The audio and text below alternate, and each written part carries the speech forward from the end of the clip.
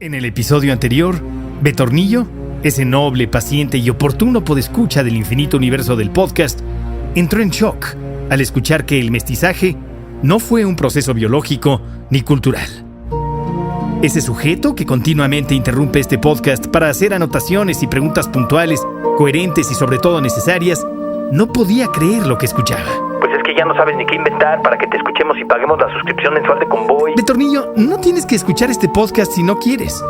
Llevo repitiéndote esto durante 15 años. Si no te late lo que decimos en este podcast, puedes escuchar otra cosa. El podcast de López Dóriga, por ejemplo. Directamente de Iztapalapa, vía Buenos Aires, para el mundo. Me da mucho gusto saludar a Jorge Mejía Bante, uno de los fundadores, compositor de Los Ángeles Azules. Ahora esto, Jorge, esto del vía Buenos Aires, ¿qué les pasó? Qué buena onda, ¿no? O tal vez te interese escuchar lo que tiene que decir una mujer exitosa, triunfadora, independiente, como Marta de Baile, en el podcast de Martha de Baile. Sí saben que ahora inventaron un término que se llama mask, de cubrebocas o de mascarilla, ne, de acné. Mask, ne. O puedes escuchar Háblame Sucio, un podcast súper atrevido. Tipo, el otro día me escribió un güey, ya no me acuerdo si escribió Háblame Sucio o a mi cuenta personal, como de no mames, Olivia, se te nota que ya te la estás pasando súper mal grabando, estás de hueva, ya no, así de que así como de no le estás echando nada de energía, no sé qué, y le contesto de güey, cuarentena, lol, o sea... Ya habla yo, no te pongas a la defensiva. Además hay mejores cosas que esos podcasts allá afuera. Y son gratis, hay programas bien chidos. ¿Cómo cuál, Betornillo? ¿Como el podcast Dos Nombres Comunes? Esto es lo que dice la descripción que vimos en la plataforma donde está alojado este podcast. Dos hombres en sus 30 y 40. Una estrella de rock y un padre de familia. Un mexicano y un sueco. Conversan sobre la vida. Hoy empecé a meditar. Hablé con una amiga en la semana pasada. Fíjate que yo no creo en la meditación. ¿No? He tratado, no crean que fue así de la nada, voy a tirar este comentario ya a la mesa. No. Conversaciones interesantísimas de dos sujetos de algún lugar de la hermosa provincia mexicana. No sé qué es eso, Layo. ¿Qué mamadas son esas? Nunca los había escuchado. Pues nosotros tampoco, Betornillo. Pero son los podcasts que recomiendan en los servicios de streaming de audio. Ahí, desde luego, no te van a hablar sobre el mito del mestizaje. Pero entendemos que no te gusta escuchar algo así. A pocos nos gusta aceptar que hemos sido engañados. Pero es la única manera de desengañarse y de despertar y de entender la realidad desde una perspectiva objetiva y de no caer en las trampas del nacionalismo que está provocando tanto daño en diferentes lugares del mundo. Pero es que según tú, la mayoría de los mexicanos ni somos mestizos. Así como la mitología bíblica nos dice que todos somos hijos de Adán y Eva, la mitología mestiza asegura que todos somos hijos de Hernán Cortés y la Malinche. Pero en la realidad histórica, la mezcla biológica de personas procedentes de diferentes continentes no tuvo el impacto que se cree. Los primeros hijos de españoles y mujeres indias nacidos en el siglo XVI vivieron como indígenas si eran criados por sus madres y familias, o como españoles si eran reconocidos y criados por el padre. Pero ¿qué es lo que realmente te hace ser lo que eres? ¿Por qué somos como somos? Lo intentamos responder en una película documental próxima a estrenarse que, por cierto, es comedia. ¿Por qué la vida es así? Una película de todos los mexicanos. Pero ¿por qué somos como somos? La verdad es que la duración de este podcast no alcanzaría para responder esa pregunta. Pero lo que sí podemos preguntarnos es, ¿qué es lo que realmente define o determina la cultura y la forma de pensar de una persona?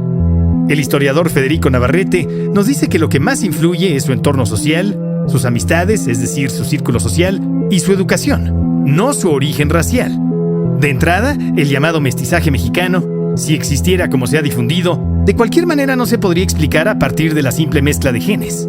Y siendo honestos, lo que realmente busca este mestizaje mitologizado, sobredimensionado, enaltecido y glorificado es que se impongan los genes de los europeos sobre los de los indígenas. El catolicismo abre a los indios las puertas de un orden vivo. Por el bautismo, los indios, en una situación de orfandad porque sus dioses habían desaparecido y sus jefes y señores habían muerto, los indios, encuentran en la iglesia un refugio, un hombre y un lugar.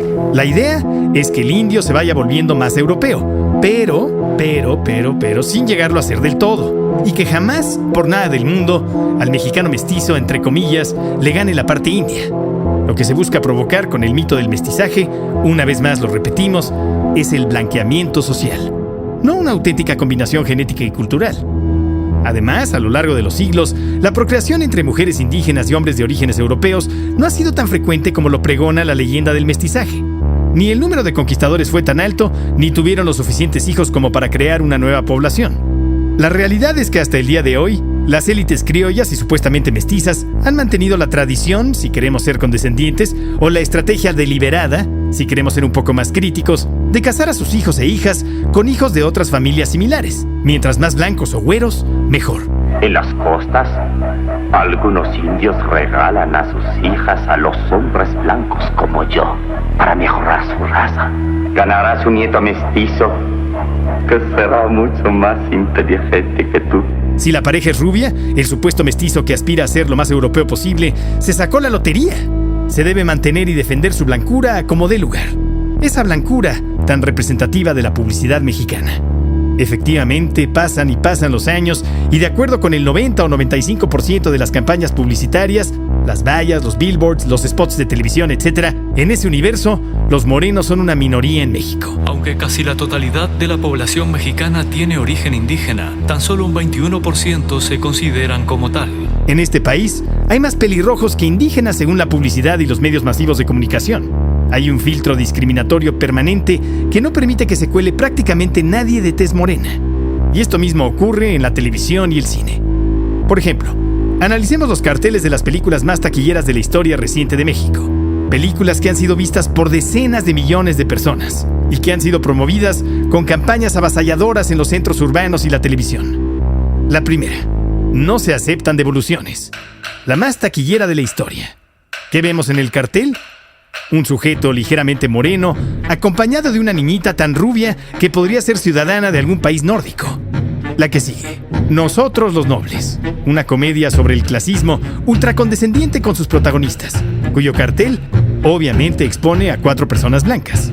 Un cartel que invita a gente blanca o que quisiera ser blanca o que quisiera mezclarse con gente blanca a burlarse de blancos que a su vez están burlando de ellos mismos y de sus privilegios de blancos. Un fenómeno metarracista y metaclasista.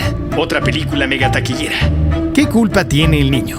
El cartel principal únicamente muestra a la protagonista Carla Souza, una mujer tan blanca por dentro y por fuera que en Estados Unidos es casteada de gringa. De hecho, creció en Aspen, Colorado, aunque su formación actoral fue en Televisa, donde, por cierto, históricamente ha reinado la blancura, a pesar de que el grueso de su audiencia es morena. Otra película de las más taquilleras de la historia moderna de México, Hazlo como hombre. En el cartel vemos a 3 personas blancas. Otro título, Ya veremos. En el cartel aparece una mujer con el cabello rubio, un hombre muy blanco y un niño todavía más blanco. Y de hecho en el cartel lucen más blancos que en la película. Y la lista continúa y continúa. Al final del día, este tipo de películas tienen un objetivo comercial que desde luego debe cumplir con ciertos elementos culturales que la favorezcan en términos mercadotécnicos. Y si algo funciona en México, es lo que los mismos publicistas y especialistas en mercadotecnia clasifican como aspiracional. Los productos deben ir dirigidos a quien aspira a ser. ¿Aspira a ser qué? Nos podríamos preguntar. El protagonismo de las personas blancas en el cine, la televisión y la publicidad en gran parte se debe a que un buen porcentaje de la población de México, consciente o inconscientemente, aspira a ser blanca. ¿Pero por qué? ¿Por qué? Porque hay que decirlo como es. La blancura simboliza o representa o encarna el privilegio de clase. La blancura se asocia directamente con la superioridad generalizada. ¿Entonces los mestizos que salieron más blancos tienen las de ganar por encima de los que salieron más morenos? Entiendo lo complicado que puede ser quitarte de la noche a la mañana o de un momento a otro la idea fantástica promovida por la leyenda del mestizaje. Pero hay que entender que esa mezcla masiva nunca se dio. ¿Pero por qué no se dio? Porque nunca se quisieron mezclar. Punto. Tampoco los indígenas. De hecho, los indígenas también han mantenido una fuerte endogamia. ¿Una qué? Endogamia. ¿Es como una epidemia? De acuerdo con la biología, la endogamia es un sistema de reproducción en el que los cruzamientos se realizan entre individuos con parentesco genético. De acuerdo con la sociología, es una costumbre u obligación que tiene un individuo de contraer matrimonio con miembros de un mismo linaje o grupo étnico, social o religioso. ¿Eso según quién o la yo? Pues según el Gran Diccionario de la Lengua Española. Ya ves, Olayo, ahí estás favoreciendo el criterio europeo, el criterio español, el dogma de la corona. Tú eres el primero en difundir y promover ideas colonialistas. Según la antropología, la endogamia es la unión matrimonial entre personas de una misma rama o familia, y en genética es la reproducción entre miembros de una población en la que no hay migración. En este caso, definimos endogamia como la mezcla entre individuos de una misma raza dentro de una población aislada, tanto geográfica como genéticamente. Los indígenas también se mezclaban principalmente con miembros de su misma comunidad. A lo largo de los siglos, desde la llegada de los españoles al continente que hoy llamamos América, la procreación entre mujeres indígenas y hombres de orígenes europeos no ha sido tan frecuente como lo pregona la leyenda del mestizaje.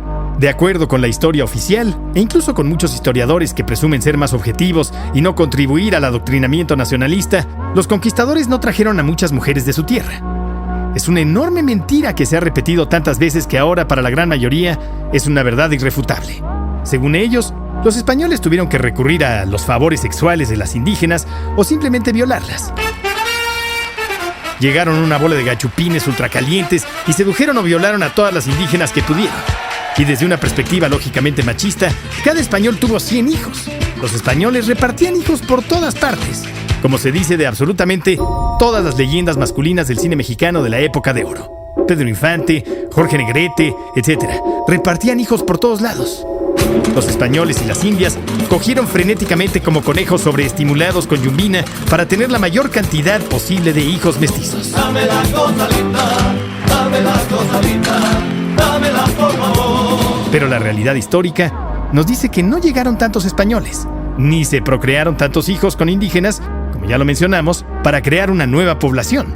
Las comunidades de humanos no funcionaban así.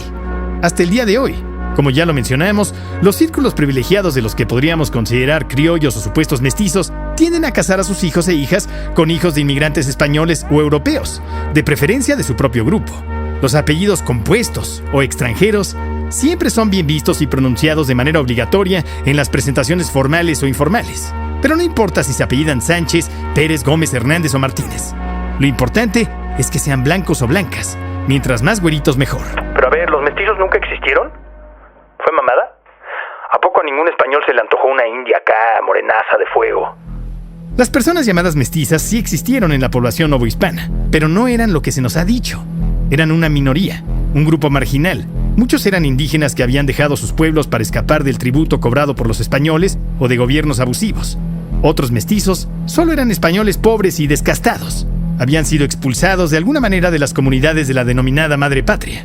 No eran ni de aquí ni de allá, tanto geográfica como socialmente. El punto es que la categoría colonial del mestizo no era racial, sino una clasificación social que se usaba para referirse a los individuos que no pertenecían plenamente ni al mundo español ni al mundo indígena. Y para colmo, el mito del mestizaje habla de inclusión, de integración, pero en realidad es excluyente, porque las mezclas raciales que realmente se dieron en el periodo colonial fueron más complejas e incluyeron a una gran cantidad de africanos y asiáticos. ¿Por eso hay tanto cabrón que parece chino? Como mi tío Armando. Mi tío está bien acá, bien mexicapo. Eso me recuerda un guión que se quedó en el tintero para una película que en algún momento queríamos filmar. Azteca Japomex Urbano. La leyenda de Akira Mejijapo. Con música de Héroes del Silencio. Ilia Kuriaki and the Valderramas. Y el artista de vanguardia New Age, Ieyasu con Azteca Japomex Urbano. La leyenda de Akira Mejijapo. Pero bueno, la mezcla racial durante el periodo colonial no fue tan importante. Incluso después de la independencia, la población del nuevo país era mayoritariamente indígena. Y por lo mismo, las élites criollas que dominaban al país, esas que solo querían liberarse de la corona pero mantener las estructuras sociales intactas, esos grupos autoenaltecidos, buscaban que México se convirtiera en el destino principal de los colonos europeos. Algo se tenía que hacer para que se blanqueara la población de este nuevo país, entre comillas, independiente. ¿Pero por qué esa necesidad? Por miedo. En el fondo, los criollos le temían a los indios. Naturalmente, la culpa los perseguía y creían que los indios algún día se vengarían de los abusos. Pero además de sentir temor, sentían vergüenza.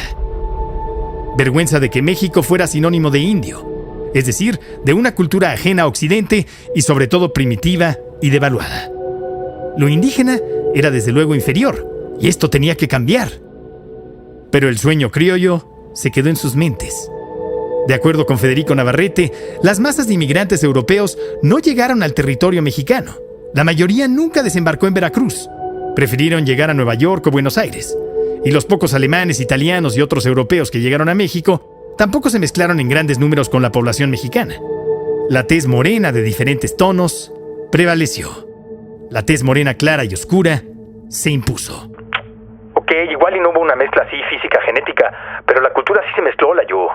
Los mexicanos somos una mezcla de las dos culturas, tú mismo lo dices, que lo que nos dice que somos es la cultura y esas ondas. Ahí está el poder mestizo, Mexa Power, poder Mexa. Así dice el chat. A veces confundimos cultura con raza y biología con sociedad, y eso solo provoca la racialización de la historia mexicana. No todo se puede entender en términos, entre comillas, raciales. Eso solo contribuye a mantener la idea de que la llamada raza o el híbrido de razas nos definen, que la historia mexicana debe ser analizada desde una perspectiva, abrimos comillas, racial, cerramos comillas. Me canso de agregar comillas, pero es fundamental. Decir que somos producto de un mestizaje cultural y que ese mestizaje nos define, una vez más rechaza a todas las demás culturas que se han incorporado a la cultura que podríamos denominar mexicana. Así como el mestizaje racial es excluyente y promueve su homogeneidad, el mestizaje cultural impone una cultura única, la cultura nacional dominante. Las ideas promovidas por el mestizaje cultural y racial contribuyen a alimentar un pensamiento nacionalista que ayuda a sostener estructuras económicas, sociales, políticas, militares y paramilitares que actualmente están provocando de manera directa o indirecta el exterminio de las minorías más desfavorecidas. Además, ese supuesto mestizaje cultural hace evidente la desigualdad. Los grupos herederos directos o indirectos de la cultura europea han sido muy cuidadosos de no abandonar sus tradiciones y costumbres, principalmente para hacer evidentes sus diferencias sociales y culturales, fundamentales para mantener sus privilegios económicos y políticos. El objetivo de quienes han difundido la idea ficticia y a la vez dogmática del mestizaje, sin abrirse a la pluralidad sociocultural de la realidad histórica, nunca ha sido promover una combinación balanceada. No se ha tratado nunca de indianizar a los blancos, sino de blanquear a los indios. Los grupos blancos privilegiados, esos que ahora llaman whitexicans, nunca han querido aprender nada sobre las culturas indígenas más allá de lo que cualquier turista. De hecho, es común encontrarse con extranjeros europeos o asiáticos, e incluso estadounidenses, que conocen más sobre la cultura indígena que la mayoría de los criollos y o los autodefinidos como mestizos.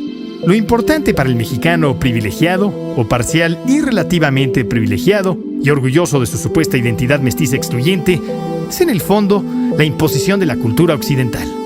¿Cultura afromexicana? ¿Qué es eso? Sí, ¿qué es eso? Ya no inventes mamadas, Olayo.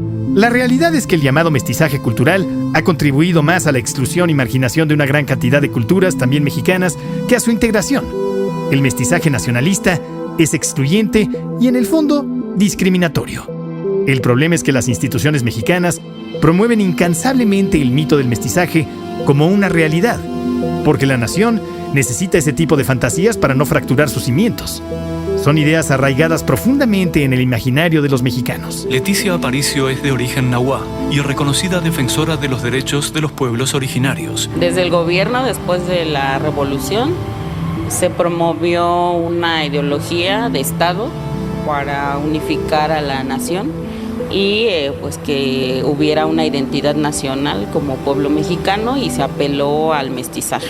La llamada raza de bronce, que, sin embargo, tan solo sirvió para excluir de la esfera pública e invisibilizar las raíces indígenas y las comunidades originarias. Y la mayoría de las naciones están cimentadas en mitos, en construcciones imaginarias o realidades intersubjetivas creadas a partir de la necesidad de unir a una sociedad para sostener un régimen, o varios, o un régimen mutante, adaptable, flexible, que sea lo que se necesite que sea. Es decir, lo que sea que el pueblo haya soñado, siempre y cuando nunca deje de favorecer a quien realmente debe favorecer, como la idea del mestizaje. Gracias, y nos escuchamos en el próximo episodio del Infinito.